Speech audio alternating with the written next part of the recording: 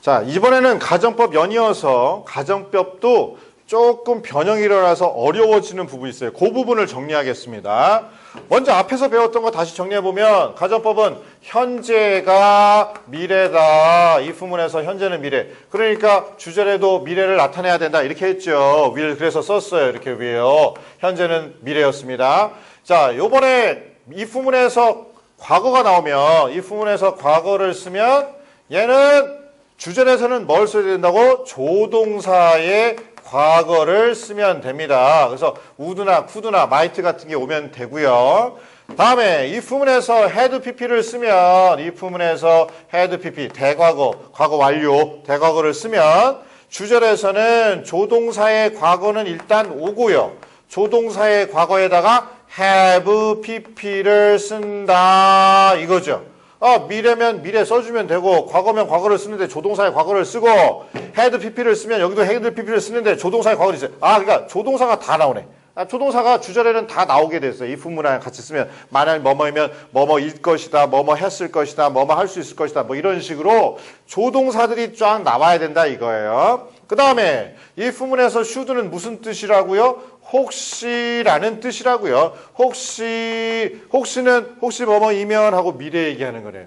따라서 주절에도 미래 얘기가 나와야 되겠죠. 이것이 앞에서 배운 내용입니다. 그런데 여기서 우리가 이제 주의해야 할 부분들이 있어요.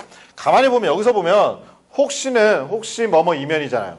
if도 알고 보면 만일 뭐뭐이면이죠. 똑같이 비가 온다면 이래도 되는 것을 비가 혹시 온다면 그냥 혹시라는 말을 없어도 되는데 넣었네? 그럼 왜 if문에다가 should를 넣느냐? if문에서 should는요, 공손한 표현입니다. 사실 얘랑 똑같거든요. 내일 비가 온다면 이렇게 해도 되는데 여기다가 내일 혹시 비가 온다면 그럼 말이 좀 길어지죠. 말이 좀 길어지면 영어에서도 말이 조금 길어졌다 그러면 공손한 표현인 거예요. 우리나라 사람들도 말이 좀 짧으면 너 말이 좀 짧다 이렇게 이건 좀 네가 공손하지 못하다 이런 표현이잖아요.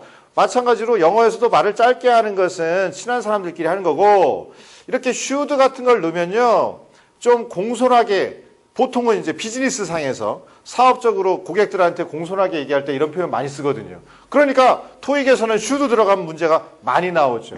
혹시라는 데서 should, if it should rain tomorrow 내일 비가 혹시 온다면 이런 표현을 많이 쓰는데 똑같이 if도 뭐뭐이면이고 혹시도 뭐뭐이면이니까 둘 중에 하나만 써도 돼요. 사실은 이거 빼면은 그냥 공손한 표현 아니게 그냥 일반적으로 쓰는 거죠. 만일 비가 온다면. 그런데 반대로요. 요번에는 if를 죽이고 should를 살릴 수도 있습니다.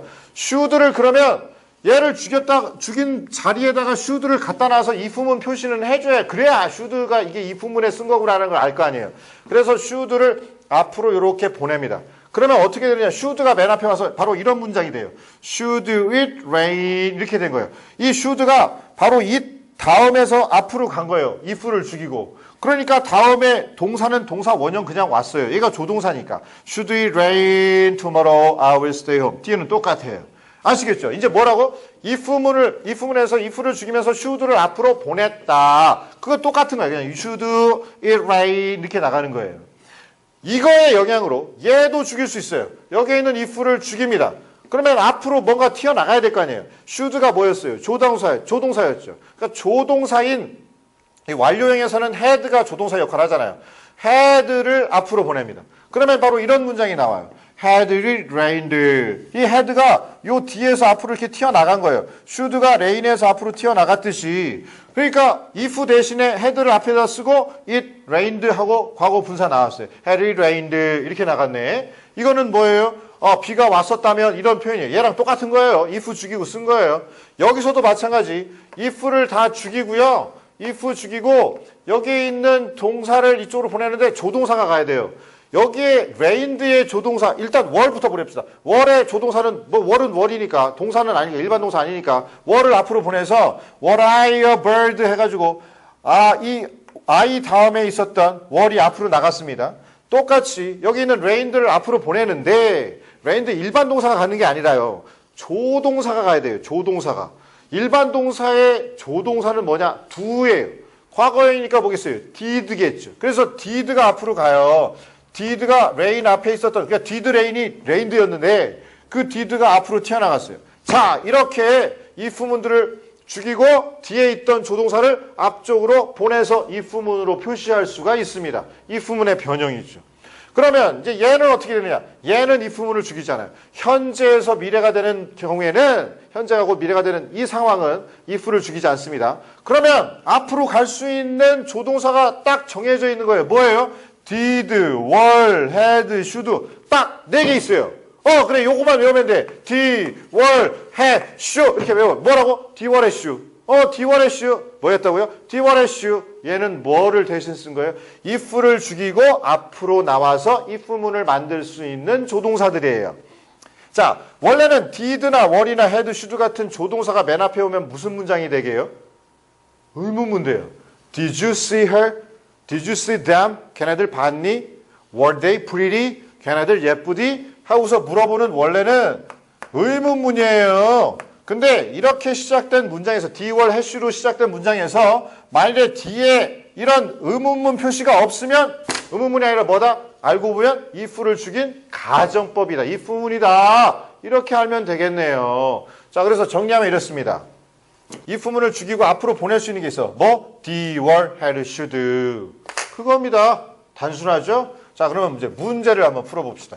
문제에서는 어떻게 적용할 수 있을까요? 자, 문제에 적용하는 거를 한번 해보겠습니다. 아주 쉽습니다. 자, 왼쪽 오른쪽 맞추기부터 한번 해볼까요? if문에서 spoke 과거 시제 나왔어요. 그럼 주절에서는 뭘 쓴다고? 과거면 과거. 근데 조동사의 과거 would hire her 그녀를 고용했을 것이다. 스페니쉬를 했다면 고용했네. 못했으니까 고용 안 했다는 얘기죠. 다음에 he might 지금 주절이에요. 먼저 주어로 시작해서 might라는 조동사의 과거가 나왔어요.